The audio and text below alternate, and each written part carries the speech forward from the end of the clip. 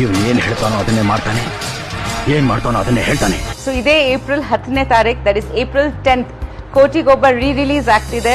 ಅಭಿಮಾನಿಗಳ ವಯಸ್ಸಿನಲ್ಲಿ ವ್ಯತ್ಯಾಸ ಆಗಿರ್ಬೋದಷ್ಟೇ, ಅಭಿಮಾನಕ್ಕೆ ಯಾವತ್ತೂ ಕೂಡ ವಯಸ್ಸಾಗೋದೇ ಇಲ್ಲ.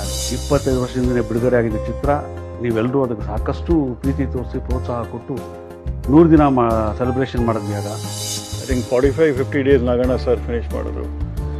ಎಲ್ಲ ಭಾಳ ಕಷ್ಟಪಟ್ಟರು. ಎವ್ರಿಬಡಿ ಸ್ಟ್ರಗಲ್ಡ್ ಹಾರ್ಡ್ ಆ್ಯಂಡ್ ಅಣ್ಣ was shooting in nights, fights ಎಲ್ಲ ನೈಟಲ್ಲಿ ಮಾಡಿದ್ದು ನಾವು.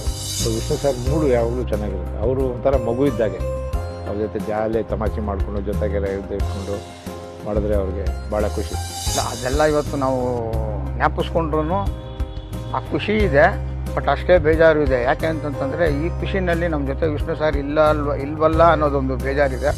ನಾನು ಆ್ಯಕ್ಚುಲಿ ಅವ್ರ ಜೊತೆ ಶೂಟ್ ಮಾಡಿದಾಗ ತುಂಬ ನರ್ವಸ್ ಆಗಿದ್ದೆ, ದಟ್ ಸಾಂಗ್ಸ್ ಚೆನ್ನಾಗಿ ಬರಬೇಕು ಆ್ಯಂಡ್ ಸರ್ ಜೊತೆ ಮಾಡ್ತಾ ಇದ್ದೀನಿ, ಎಲ್ಲ ಕರೆಕ್ಟ್ ಆಗಿರಬೇಕು. ನಮ್ಗೆ ಎನರ್ಜಿ ಇದೆಯಾ ಗೊತ್ತಿಲ್ವ, he was full of energy. ಆ ಘಟನೆ ನನಗೆ ಇವತ್ತು ಹೊಸದಾಗಿದೆ. ಅವೆಲ್ಲ ನೆನೆಸ್ಕೊತಾ ಇದ್ರೆ ಇಲ್ಲೆಲ್ಲ ಕೂತಿದ್ದಾರೆ ಸಾರ್ ಅಂತ ಅನ್ಸುತ್ತೆ ನನಗೆ.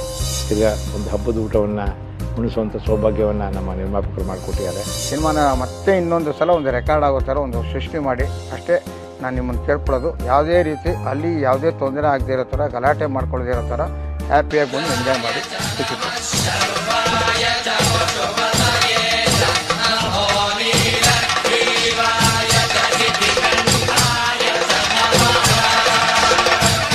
ಇವನು ಏನ್ ಹೇಳ್ತಾನೋ ಅದನ್ನೇ ಮಾಡ್ತಾನೆ, ಏನ್ ಮಾಡ್ತಾನೋ ಅದನ್ನೇ ಹೇಳ್ತಾನೆ.